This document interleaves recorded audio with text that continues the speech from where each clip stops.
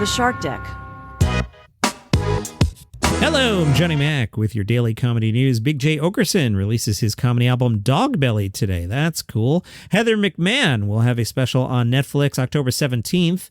It's called Son I Never Had. Let's listen to a piece from the trailer. I want to paint a picture of what baby Heather looked like, okay? I'd always wear my dad hand-me-down golf shirts just like tucked into the front. I'd wear a sensible Velcro sandal in case I had to like take off after my mom at Costco. I really solidified the look when I went to Great Clips one summer and I saw my stylist Trish and I just go, Trish, I want you to get out the buzzers and hit the nape of my neck. I want to feel that sweet Georgia heat just running down my spine. Shot in Lexington, Kentucky at the historic Lexington Opera House. McMahon tackles body image, drugs, sex, fertility, grief, and she also lets loose on female beauty standards, messing up her own IVF and wellness retreats in this hilarious one-hour special. Heather McMahon, Son I Never Had, October 17th on Netflix. If you were heading to Las Vegas to see Strike Force 3 on Saturday, don't. The Strike Force 3 live event announced by Jimmy Kimmel, Jimmy Fallon, and Stephen Colbert has been canceled. Why? Jimmy Kimmel has tested positive for COVID. Kimmel, in a statement, said, well, Las Vegas, I got COVID, and sadly, we need to cancel this weekend's Strike Force 3 show. I could never live with myself if I got my hometown friends sick. Thanks to all who purchased tickets, everyone will get full refunds, and we'll try to reschedule if possible. Seems everything around Russell Brand is collapsing. He had a podcast, and Podcast News Daily says Luminary's contract with Russell Brand to produce new content, it ended more than a year ago, and we will no longer promote any of his older content. Any recent episodes were simply reposts or promoting old content. Podcast News Daily points out, Luminary did, however, announce earlier this month that Under the Skin would be one of the first 6 podcasts that would be featured as part of its new alliance with Acast. Acast would serve as Luminary's exclusive monetization partner. An Acast rep says Acast immediately turned off ads on Russell Brand's podcast following news of the recent allegations against him. Katherine Ryan did a comedy show and she avoided the, quote, elephant in the room, joking that the elephant in the room was that she had lost 2 stones in the past 2 months, and she did a set covering her sex life, kids, and ancestry. Katherine Ryan had previously had some comments about unnamed comedian, now believed to be Russell Brand. ABC may delay Dancing with the Stars. Why? Matt Walsh said in a statement that he will pause his involvement with the show until an agreement is made with the Writers Guild of America. Matt said, I was excited to join the show and did so under the impression that it was not a WGA show and fell under a different agreement. This morning, when I was informed by my union, the WGA, that it is considered struck work, I walked out of my rehearsal. I have been and will always stand with my union members of the WGA, SAG, and DGA. Beyond our union artists, I am sensitive to the many people impacted by the strike, and I hope for a speedy and fair resolution and to one day work again with all the wonderful people I met at DWTS who tolerated my dancing. Quick stop on Gossip Corner from 14news.com. Bert Kreischer was seen shopping in Evansville just hours before doing his big show at the Ford Center. We're told Bert Kreischer was downtown and made a stop at the River City Coffee Plus Goods. According to their social media page, Bert bought some merch and left with a drink. He was then spotted at Goldman's Pawn Shop on 4th Street. That's weird. PBS interviewed Atsuko Okatsuka and asked why it took so long for her career to kick in. I think people are afraid of things not working. People are afraid of things they're not used to seeing. The audience has been asking for, and that's what I mean by like social media and stand-up comedians post their own clips online. They gain their own followers and go on tour, and the audience is there, and they prove like, look, people do want to see this. And then the industry usually listens. Yes, that is funny how that works. Michelle Wolf talked to Rolling Stone about doing her special in 3 parts. In case you missed it, I mentioned yesterday, Michelle Wolf's special, 5th best of the year is how I have it so far. I liked it a lot. It's like 5th best is not a dig. I like the ones at the top of the list a lot. Michelle said, I wanted to see if I could change up the way we're consuming these specials based off our decreased attention span. I think there's a great place for an hour-long special, and there are a lot of great hour-long specials, but I also think there are a lot of hour-long collections of jokes. This is more a collection of jokes rather than something that felt like a special. I thought there are 15 minutes that work really well together, so do I really need to find a segue to get into the next chunk that works well together, or could I just break it up? And then if they like it, they'll watch another one. That was exactly what I did. Michelle said, I originally made 8 episodes that varied in length. I think the longest was 23 minutes, the shortest was 9, and most were around 15. Even though I didn't end up selling those as 8 episodes, I stand by what I was trying to do. And I hope they see that this is a way that comedy can be consumed. And they say in 6 months, I have another 3 episode that I could just throw up there rather than waiting another year or 2 to get a full special. I can be like, I have a really interesting 20-minute set and a really interesting 7-minute set. Let's add 2 more episodes to this. It would also give us an opportunity to be a little more timelier with it. I think everything she said there makes a ton of sense. Michelle said, I think this special was a bit more personal than my last ones, and I think I kind of mistakenly get put in the political comedian barrel.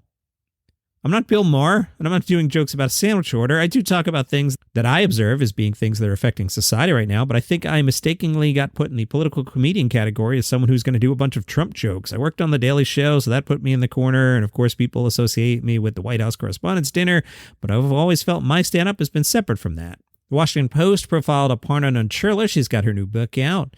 And they were like, you can pay real money for an Anxiety Queen t-shirt. And Aparna said, it's a bit surreal. I think once any topic gets commodified or swallowed up by the market, it does kind of distort the meaning of it. In Unreliable Narrator, she grapples with these contradictions, says, maybe being a spokesperson for anything inherently makes you question your relationship to it. Perhaps I should have lawyered up early on and negotiated a more contractual relationship. Only partial custody of my brain. From Inside Radio, Joe Rogan may have one of podcasting's biggest shows. I believe it's the biggest. But he's one of the medium's more polarizing figures. That is especially true among 18 to 34-year-olds. Women were asked if they see listening to Joe Rogan as a red flag to a potential relationship. 55% said yes. The survey said more than a third of men, 35%, also see a red flag if their potential significant other is a Joe Rogan listener. Yeah? Okay. I don't know. Maybe it's just me. I'm able to listen to a conversation about comedy with, say, Jim Gaffigan, and I don't know, my wife still likes me. Who knows? Maybe we're weird. On the flip side, more men see it as a plus if their potential partner listens to Joe Rogan. A quarter of 18 to 34-year-old men say it's a green flag if their potential partner listens to Rogan's podcast.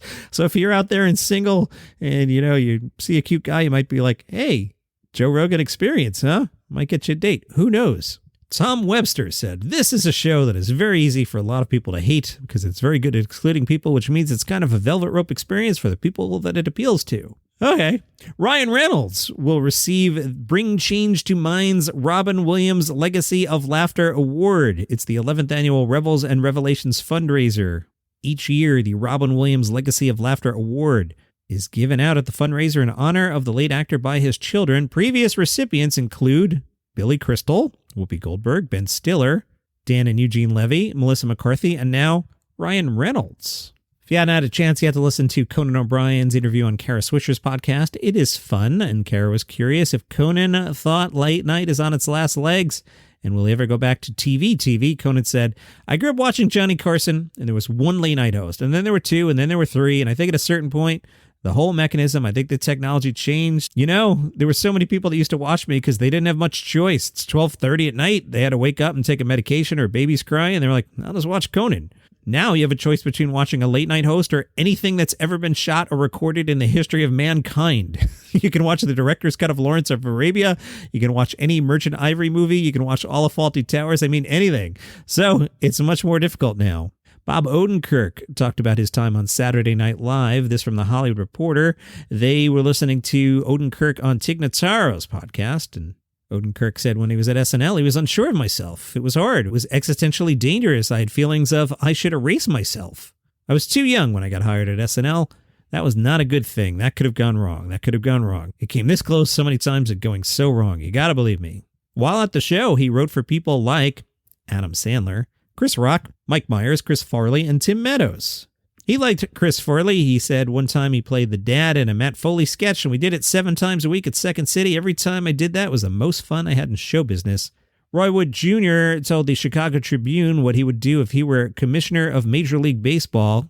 Roy Wood Jr. said, it's a simple change. I like bat flips. I like K-struts. I like designs on sneakers. The cool bat paintings during the home run derby. That should be a normal thing. If a player wants to strut, if a player wants to dare show an ounce of fun while playing the game. And then his voice trailed off because Seiya Suzuki stepped into the batter's box and he was apparently interested in the at-bat. It is Friday night at Toronto JFL. Let's see who's playing tonight. 7 o'clock tonight, the Second City 88th Main Stage Review. That's cool. 7 o'clock, Fun and Slutty with Jonathan Van Ness, Andrea Jin at 7, Joe DeRosa at 7, Drew Lynch at 7, Mark Forward's Safari Time. Ron Funches at 7, 7:15. 8 o'clock, the 420 Show with Mike Rita, Effin' Funny Fridays, Double Threat, Chad Anderson, and Adrian Fish. 8 o'clock, Value Dog presents Brendan Flaherty. 8 o'clock, Peter Wildman, One Funny Song. 8:15, Adria Amran and the Experience. That's musical comedy. 9 o'clock, Double Threat, Nigel Grinstead and Adonis Charlie. This is not quite the lineup we saw last night. Last night was a lot stronger than this, wasn't it? Maybe throw a Sam Morril in the middle of there and that's what propped it up. I don't know. I'm not feeling this lineup at all so far. Sorry, JFL Toronto. Let's see. Joe DeRosa at 9. New Faces of Canada. Adrian Packer, Andrea Jin. 9:15, Fred Armisen. 9:30, Nicole Byer, Michelle Wolf. 10 o'clock, Improv All-Stars, Allison Liebly. 10:30, Comedy Melting Pot. 11 o'clock, Ariel Elias, Ron Funches, Deanne Smith, The Alternative Show. 11:30, After Hours, 12:30. All right, I'm going to reverse engineer this because I'm on a Michelle Wolf kick. So I want to see Michelle Wolf at 9:30. That's what I'm making you do. So let's see what we can do early. 7 o'clock, you want to pick Jonathan Van Ness, Drew Lynch, Mark Forward, Ron Funches? I don't know. Drew Lynch, I guess? I don't know. You pick. 8 o'clock, Johnny Mac. That's not how this works. I'm not feeling any of those. 8 o'clock, Mike Rita, Effin' Funny Friday. Let's throw deep and see what Effin' Funny Fridays is. Maybe we'll see an up-and-comer. All right, then we'll get a beer, and we'll hit Michelle Wolf at 9:30. 11 o'clock, let's see Ariel Elias. There's some buzz on her. And then, again, there's a show at 12:30 called Late Bad, but I'm going to murder you because I want to go to bed. At the High Plains Comedy Festival today. That one's in Denver. I love the name of this show, Dyketopia, at 7 o'clock. Join Lee Robinson and Kate McLaughlin as they host a night of extremely gay comedy, drag, games, and audience merriment. Strap on your Birkenstocks and come laugh with us. 8 o'clock, something called Chaos Blooms. High Plains showcases let you see performers in their natural setting. No gimmicks, no themes, just a microphone. See, I'm into that. Let's do that. 10 o'clock, Firecracker Comedy. A dynamic stand-up supergroup consisting of a bunch of people I haven't heard of, but that sounds fun. And at 11 o'clock, the Fine Gentlemen's Club. The Fine Gentlemen's Club, the description, like those kooky robot tigers in Voltron, the fine gents are popping and locking themselves into formation for your stand-up comedy enjoyment. I actually like this lineup a lot better than the Toronto one tonight. So let's get on a plane. We'll go to Denver for the night. And 7 o'clock, Dyketopia, Chaos Blooms at 8, Firecracker at 9, Fine Gentlemen at 10. How's that sound? Or should we go to Washington, D.C.? Because Matt Rife, he's taping his new special there at Constitution Hall. It is sold out, but maybe we know somebody at the door. You never know. Or should we go to Milwaukee? Because Hassan Minhaj, you know, the guy that makes stuff up when he's doing comedy, that guy, yeah, he's starting a tour, which is great because now there'll be a ton of interviews with him and he'll be asked 10 trillion times, hey, people got mad that you made up some stuff in your comedy special, et cetera, and he'll have to answer it. And then I'll have content for the podcast. And he starts in Milwaukee tonight, then Madison, Wisconsin tomorrow. He'll finish up December 15th at New York City's Beacon Theater. Or should we go to Alexandria, Virginia and see Patton Oswalt? It's the Effervescent Tour. Or should we wait until October 18th when Patton will be celebrating 20 years since his debut comedy album 222 Live and Uncut? If you want to see Patton, he's fantastic. If you'd like to see Patton, tonight at the Birchmere in Alexandria, tomorrow in Richmond, Virginia at the Tin Pan, he'll be in New York City, where I kind of live. Used to live there. New York City City Winery on the 29th, up to Boston, Pittsburgh, Philly, Athens, Georgia, 2 shows, Nashville, St. Louis, Chicago, and then Madison, Wisconsin, November 9th through the 11th, 3 shows at Comedy on State. Or should we go to San Francisco to Cobb's Comedy Club, a fantastic place and a fantastic part of town because Natasha Leggero's kicking off her tour there. Her tour is called Natasha on Tour. San Fran, tonight and tomorrow. October 19th, San Diego. October 26th, Sacramento. November 16th, Denver. That's your comedy news for today. If you like the show, tell a friend about it. That's my mission for this week, trying to get you to tell more people about the show so we can grow the show, so people can listen to me read off comedy schedules. See you tomorrow.